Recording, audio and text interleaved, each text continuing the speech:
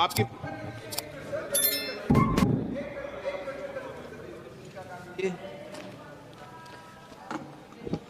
आदरणीय अध्यक्ष महोदय जी, आज इस विषय पर आपने मुझे बोलने का मौका दिया, इसके लिए मैं आपकी बहुत बहुत आभारी हूँ। ये वो विषय है जो देश की हर महिला के दिल के का ही विषय है, इसलिए आज इस पे बोलने का मौका मिले, इसके लिए मैं आपकी फिर से आभारी हूँ। इस विषय का एक छोटा सा बैकग्राउंड बताना चाहती हूँ, क्योंकि प्रधानमंत्री महोदय जी ने अपने भाषण में काफ़ी जिक्र किए कि किसने रोका, कैसे रोका, 30 सालों से कैसे ये निर्णय रोका गया। तो इसका बैकग्राउंड ये है, मेरे सत्ता पक्ष के साथियों को शायद ये बात पसंद नहीं आएगी, लेकिन इसका ऐतिहासिक बैकग्राउंड ये है कि इसकी शुरुआत भी नेहरू नाम के एक व्यक्ति ने ही किया। लेकिन घबराइए नहीं, ये वो नेहरू नहीं है जिनसे आप इतना कतराते हैं। ये उनके पिताजी मोतीलाल नेहरू जी ने एक रिपोर्ट तैयार की थी 1928 में, और उस प्रतिवेदन को उन्होंने कांग्रेस पार्टी की कार्य समिति को दिया था। वो एक समिति के अध्यक्ष थे, उसमें उन्होंने 19 मूल अधिकार बनाई थी। 1931 में सरदार पटेल जी की अध्यक्षता में कांग्रेस अधिवेशन हुआ था कराची में। उस कराची अधिवेशन में इस प्रस्ताव को पारित किया गया, और वहीं से ये शुरुआत हुई कि महिलाओं का समान अधिकार हमारे देश की राजनीति में शामिल हुआ। उसी समय 1 वोट 1 सिटीजन 1 वैल्यू भी हमारी राजनीति में स्थापित हुआ। आपको ताज्जुब होगा ये जानकर कि जबकि इस सिद्धांत की वजह से हमारे देश में महिलाओं को वोट देने का अधिकार आज़ादी के पहले दिन से मिला, अमेरिका जैसे देश में ये अधिकार उन्हें इस अधिकार के लिए 150 साल इंतज़ार करना पड़ा, संघर्ष करना पड़ा। हमारे देश की राजनीतिक व्यवस्था में महिला आरक्षण लागू करना भी दुनिया में एक ऐसा ही अनोखा कदम था। पंचायतों और नगर पालिकाओं में 33% आरक्षण का प्रावधान भी भारतीय राष्ट्रीय कांग्रेस की सरकार ने स्वर्गीय राजीव गांधी जी के नेतृत्व में सदन पटल पर, मगर उस समय ये प्रावधान पारित नहीं हो पाया। आज आदरणीय प्रधानमंत्री महोदय जी ने भी इसका जिक्र किया, लेकिन हमेशा की तरह उन्होंने आधी बात बोल दी। उन्होंने कहा, सदन को ये बताया कि विरोध करने वाले कौन थे, उन्होंने ये नहीं बताया। उन्होंने कहा कि इसका विरोध हुआ, कौन किसने विरोध किया और नहीं बताया। विरोध तो आप ही ने किया था, भाजपा ने किया। कुछ सालों बाद स्वर्गीय श्री पीवी नरसिम्हा राव जी के नेतृत्व में कांग्रेस सरकार ने इस कानून को सदन में पारित करके लागू किया। आज अपने भाषण में प्रधानमंत्री जी ने जब पंचायत की आंदोलित महिलाओं का जिक्र किया, तो ये समझ लीजिए कि इस कदम के चलते ही आज 40 लाख पंचायत प्रतिनिधियों में से 15 लाख महिलाएं हमारे लोकतंत्र में भागीदार हैं। 2010 में स्वर्गीय प्रधानमंत्री डॉक्टर मनमोहन सिंह जी और यूपीए की अध्यक्ष श्रीमती सोनिया गांधी जी के नेतृत्व में कांग्रेस पार्टी ने लोकसभा और विधानसभा में महिलाओं को आरक्षण देने का फिर से प्रयास किया। राज्यसभा में इसे पारित भी कराया, लेकिन लोकसभा में आम सहमति नहीं बन पाई। 2018 में आदरणीय श्री राहुल गांधी जी ने मोदी जी को एक पत्र लिखा, और उस पत्र में उन्होंने कहा कि ये महिला का जो आरक्षण है ये 2019 तक लागू हो जाना चाहिए। मुझे लगता है कि यहाँ आकर प्रधानमंत्री जी राहुल जी का मजाक तो बना लेते हैं, लेकिन घर जाके उनकी बातों पर गौर करते हैं, क्योंकि हम आज उसी बात पर चर्चा कर रहे हैं। वैसे आज प्रधानमंत्री जी की बातों से ये लगा कि भाजपा ही महिला आरक्षण के चैंपियन, प्रस्तावक और सबसे बड़े समर्थक रहे हैं। इनके पूरे भाषण में यही बात थी जबकि ये कह रहे थे कि इन्हें इसका श्रेय नहीं चाहिए। कोई भी महिला आपको बता देगी कि बार बार बहकाने वाले पुरुषों को महिलाएं झट से पहचान लेती हैं। लीजिए, पकड़े जाएंगे।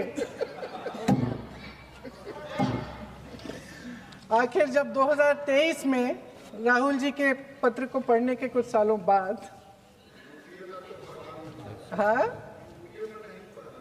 उसके बाद पढ़ लिया। आखिर जब 2023 में आदरणीय प्रधानमंत्री नरेंद्र मोदी जी की सरकार ने यह अधिनियम सर्वसहमति से पारित किया, तब भारतीय राष्ट्रीय कांग्रेस ने अपनी विचारधारा के अनुकूल इसका पूरा समर्थन किया। आज भी इसमें कोई शक नहीं होना चाहिए कि भारतीय राष्ट्रीय कांग्रेस महिला आरक्षण के पक्ष में डट कर खड़ी है और खड़ी रहेगी।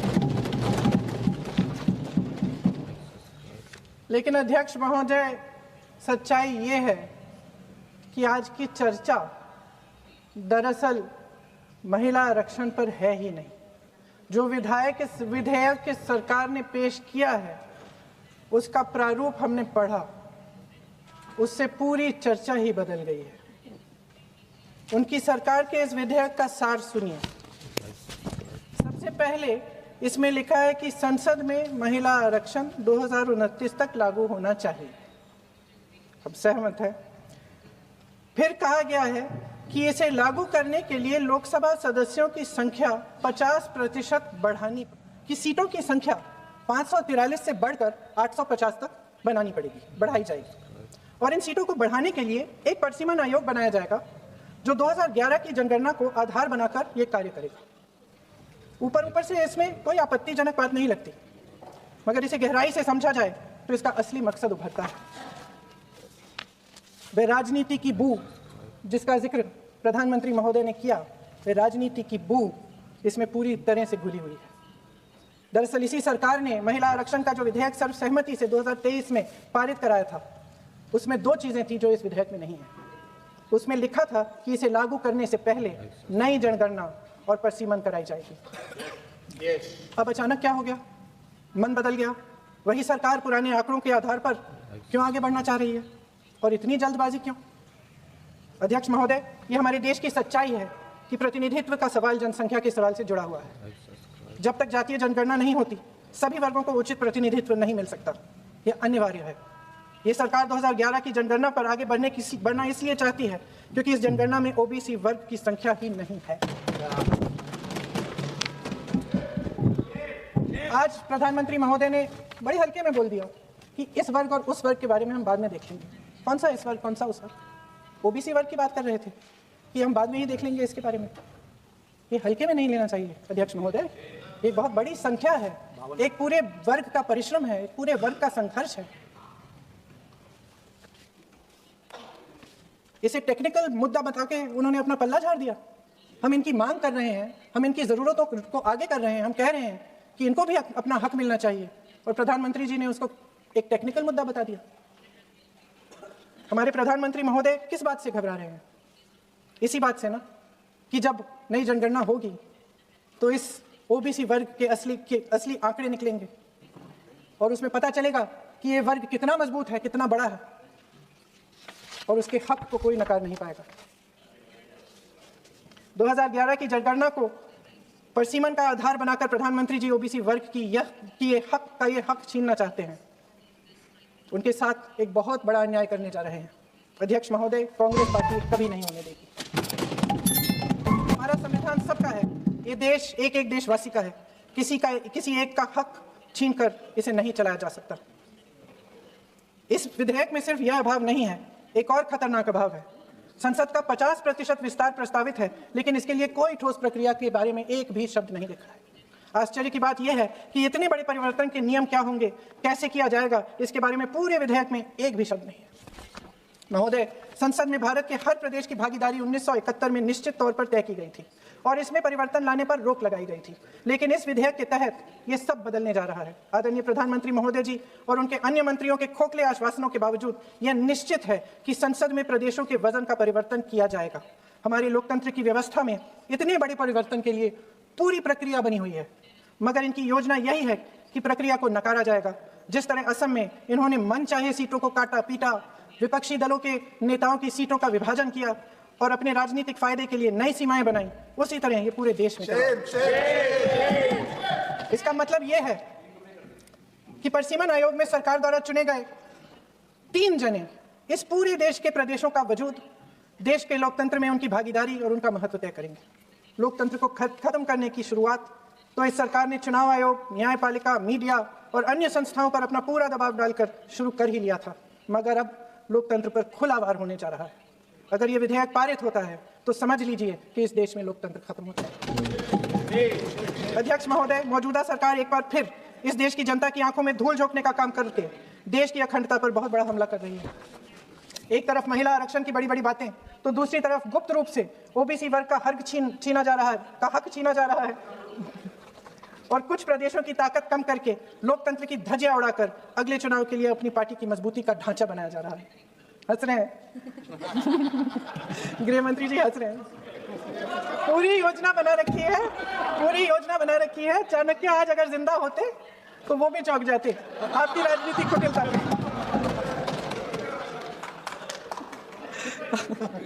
इन्होंने पूरी योजना बना रखी है, हंस रहे हैं, सहमत है मेरी बातों से। अचानक प्रदेशों में चुनाव के दौरान सदन की बैठक बुलाओ, कोई सर्वदलीय बैठक मत बुलाओ। विधेयक का प्रारूप सिर्फ 1 दिन पहले सार्वजनिक कर लो ताकि विपक्ष को कोई मौका न मिले कि इस पे चर्चा का ठीक ढंग से हो। मीडिया और पब्लिक में पहले से ही चर्चा शुरू कर लो कि मोदी जी एक बहुत बड़ा कदम उठाने वाले हैं महिलाओं के उत्थान के लिए। ये विपक्षी दल के जो नेता हैं कुछ समझते नहीं हैं, राष्ट्र के हित में कुछ करते नहीं हैं, विरोध करेंगे। बेचारे मोदी जी इतना बड़ा कदम उठाने वाले हैं, सबको इनका साथ देना चाहिए राजनीति से ऊपर उठकर, और ये कर करके विपक्ष को धर्म संकट में डाल दो। एक तरफ महिला आरक्षण और दूसरी तरफ आपको काट पीट करने की, पूरे ढांचे को बदलने की स्वतंत्रता, ओबीसी वर्ग को नकारने की स्वतंत्रता। अध्यक्ष महोदय, राजनीति में कुटिल होना अपनी जगह है, शायद हमें और थोड़ा होना भी चाहिए इस तरफ वालों को, लेकिन सत्ता बनाए रखने की महत्वाकांक्षाओं को परे करके देश के हित के लिए सही निर्णय लेना अलग।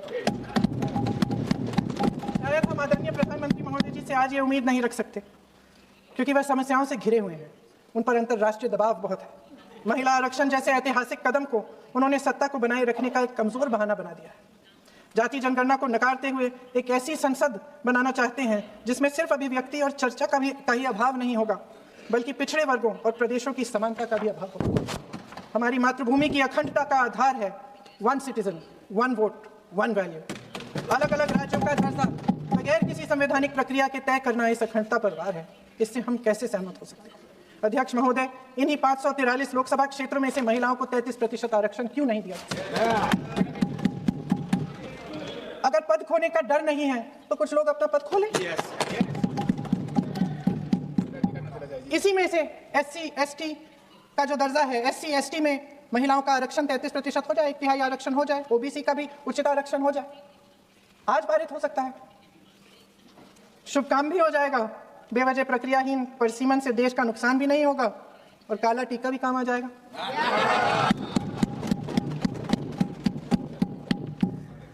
सदन की सर्वसहमति से देश के इतिहास में एक महत्वपूर्ण कदम उठाने पर आदरणीय प्रधानमंत्री महोदय जी का नाम भी लोकतंत्र का गौरवमय पन्नों में लिखा जाएगा। अध्यक्ष महोदय, आज मेरी बहुत सारी बहनें यहाँ बैठी हैं, सदन की चर्चा देख रही हैं। हम चाहे बड़े शहरों में रहती हों या छोटे कस्बों में, गांव में, चाहे पढ़ी लिखी हों, कभी भी सभागृह की गैलरी की चर्चा नहीं करते सदन में।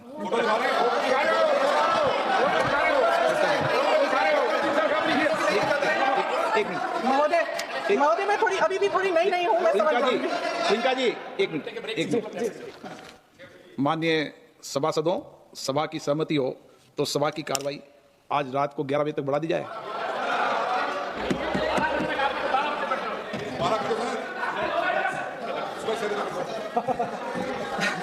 अध्यक्ष महोदय, हम चाहे बड़े शहरों में रहती हों या छोटे कस्बों और गांवों में, चाहे पढ़ी लिखी हों या हमने अवसरों की कमी का सामना किया हो, महिलाएं ही अपने समाज का बोझ अपनी दृढ़ता और मजबूत इच्छा शक्ति से अपने कंधों पर उठाती हैं। हम ही वह अथक कर्म शक्ति हैं जो हमारे राष्ट्र को आगे बढ़ाती हैं। दर्द और तकलीफें सहने की हमारी क्षमता असीम है, लेकिन अध्यक्ष महोदय, आज इस संसद में खड़े हुए मैं खास तौर से अपने पुरुष साथियों को याद दिलाना चाहती हूँ कि इस देश की महिलाएं निडरता पूर्वक जीवन के कठिन से कठिन परिस्थितियों में अपने हक के लिए लड़ना भी जानती हैं। घोर अंधकार से भरी रात में उठकर एक नई सुबह का दावा करना जानती हैं। इस देश की महिलाएं वे जबरदस्त सामूहिक शक्ति हैं जो इस देश के भविष्य को आकार दे रही हैं। इसलिए अध्यक्ष महोदय, आपके द्वारा मैं आदरणीय प्रधानमंत्री महोदय जी को ये कहना चाहती हूँ कि अगर वे इस ऐतिहासिक कदम को ईमानदारी से उठा रहे होते तो पूरा संसद इनके साथ एकजुट होकर इसे पारित करता।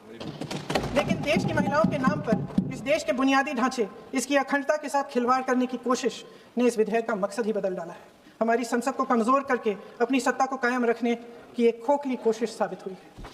आदरणीय प्रधानमंत्री महोदय जी, इस देश की महिलाओं का वाकई आप सम्मान करते तो उनका राजनीतिक इस्तेमाल न करते। यह आपकी हस्ती, आपके पद, उसकी गरिमा और आपके दायित्व के प्रतिकूल है। आपने ही कहा था कि भारत की हर नारी का ये हक है, उसका अधिकार है, किसी की मेहरबानी नहीं। आज नहीं तो कल उसे ये हक मिलेगा और इस हक को वे पूरी जिम्मेदारी से देश की अखंडता और एकता को बचाने के लिए इस्तेमाल करेंगे। हम आपके इन तीनों विधेयकों का सख्त विरोध करते हैं,